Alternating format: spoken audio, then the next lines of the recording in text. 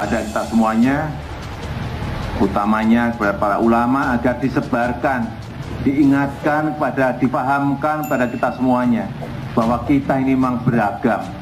Ini anugerah dari Allah yang diberikan kepada bangsa Indonesia. Kalau kita bisa merawat dan mempersatukan, ini ada sebuah kekuatan besar. Ingin mainkan agama dalam kancah politik atau politik dalam kancah agama, dibolak-balik, itu cikal bakal Khawarij. Bohir mulai kesal 2 pion utama mereka ditangkap, ditulis oleh Sardi di seaworld.com. Di Twitter, beberapa hari belakangan ini banyak tagar yang diawali dengan kata tangkap Denis Siregar, Abu Janda, Ade Armando, dan lain-lain. Nama-nama yang ditarget adalah mereka yang selama ini dikenal sebagai pembela NKRI dan dibenci setengah modiar oleh kelompok sebelah.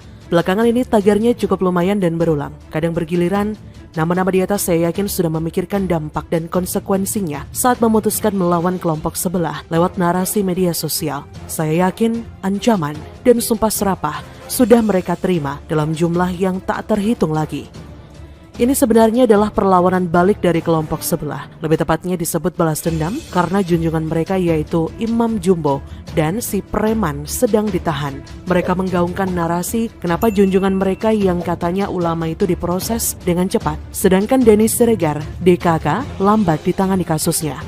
Mereka begitu gigih menciptakan trending agar ada penggiringan opini publik, seolah ada desakan yang begitu kuat agar mereka juga diproses hukum. Padahal, tanpa dilihat isi cuitannya, kebanyakan adalah akun bodong atau akun yang bisa ternak banyak cuitan yang mirip. Jika ditarik benang yang lebih panjang lagi, ini adalah bentuk serangan balasan akibat kegelisahan para bohir yang tak bisa menggunakan pion untuk kepentingan politiknya. Imam Jumbo ditahan, si preman juga baru-baru saja ditahan.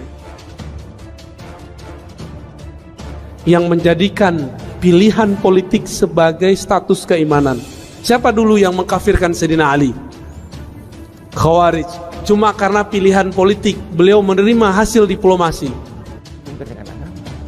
Bagaimana politik itu membingkai tata nilai yang luhur dari agama itu. Nah, dengan demikian, sebetulnya agama tidak memusuhi politik dan politik tidak boleh memusuhi agama. Yang bikin Islam hancur berantakan kita sendiri, bukan orang lain. Bukan penistaan dari kaum kafir. Kita yang bikin hancur Islam kita sendiri. Bohir bisa apa? Bohir butuh minimal salah satu dari mereka untuk menggerakkan massa untuk tujuan politisasi agama.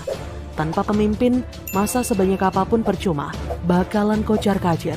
Tanpa pemimpin yang bisa mempersatukan massa, rencana Bohir bakalan terganggu.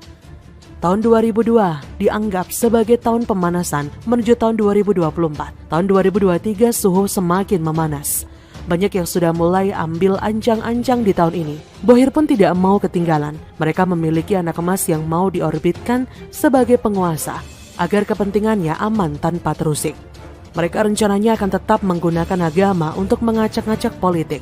Tak ada yang mampu merepresentasikan itu selain Imam Jumbo dan si preman untuk saat ini. Dan keduanya diciduk pula. Mantan pegawai Pizza Hut? Tak ada pantas-pantasnya sama sekali. Tentu saja ini membangkitkan kemarahan Bohir. Rencana mereka kembali terganggu. Wajar kalau terjadi aksi balas dendam. Mereka melancarkan serangan balasan lewat trending tagar. Saya akui mereka memang militan dan masif. Jumlah cuitannya banyak agar membentuk persepsi bahwa ini adalah isu yang serius.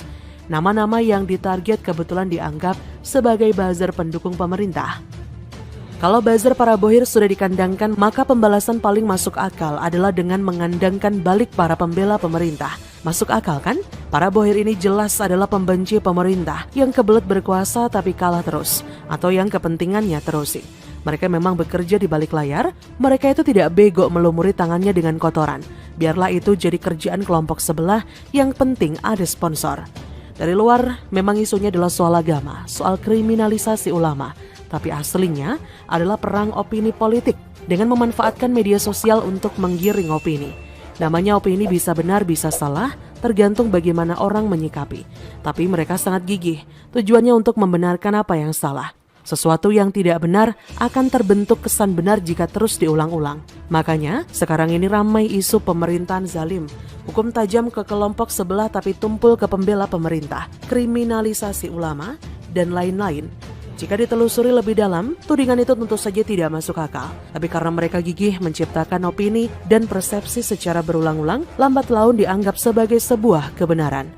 Dilihat dari skala ngamuknya kelompok sebelah bisa disimpulkan betapa ngamuknya para bohir karena rencana mereka berantakan, darah mendidih hampir menguap, emosi berdesir, dan bergejolak parah. Mereka mau all out, habis-habisan di Pilpres 2024, tapi senjata mereka malah dilucuti duluan. Membiarkan kubu pemerintah menang lagi adalah kiamat bagi mereka. Mereka harus mencari berbagai cara yang hingga kini masih belum membuahkan hasil. Jadi bersiap-siaplah Pilpres 2024 bakal lebih intens, panas, dan brutal. Kelompok sebelah bakal lebih beringas dan kasar. Bagaimana menurut Anda?